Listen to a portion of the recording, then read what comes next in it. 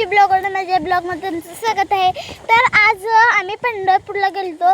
S टीत जायच्या अगोदर ticket घेतात हे तुम्हाला आधीच माहीत असतं आणि जाताना एक कचाकुच कुस्ती आणि जेव्हा एस टीतले महागारी माणसं येतात आणि जाणारी आज जातात तेव्हा जाणाऱ्यांना ढकलते ती आणि बाहेर येणाऱ्यांना सुरक्षित बाहेर पाठवते। का असं का करतात? कारण की जाणाऱ्यांना सीट भेटावी आणि येणाऱ्यांना पटकन खाली उतरावं असं वाटत असते। त्यामुळे खाली उतरणारीवाले हळूहळू शिस्तीने खाली उतरतात आणि जाणाऱ्याला कचाकच कुणाला लागल कुणाला कोण पडल बालकली करू ह्याच्यात काही सुद्धा ध्यान देत नाही, ती कचाकच कुस्ती ती। आणि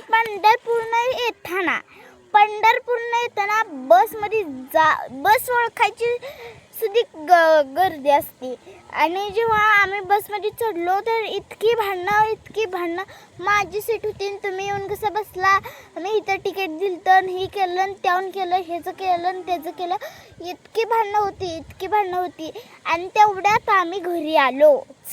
म्हणजे पटकन आम्ही सांगोल्याच्या स्टँडवर पोचलो आणि मग घरी आलो। आणि तुम्ही पण धोंड्या महिन्यात पंढरपूरला गेले असेल तर कमेंटमध्ये सांगा। आणि जेव्हा धोंड्या महिन्यात पंढरपूरला जेव्हा पाणी नदीला असतं ना ते आम्ही गेलो थांबलो होतो आणि त्याच्या कडेने गटार होती आणि म्हणजे देवाला असं नाव ठेवायचं नसतात, काय करायचं नसतं तसं देव आपल्याला श्राप देतं, पण मी नावं ठेवत नाही, सांगते की गटारच पाणी होतं। आपले जर पुण्या मुंबईची माणसं आहेत ना ते गटाराला बघून युची करतात, पण हे काय देवाचं असतं। तिथे नदीत आंघोळ करतात आणि पाणी असलं की नाही भरपूर सोडलं असतं की नाही मग आपल्याला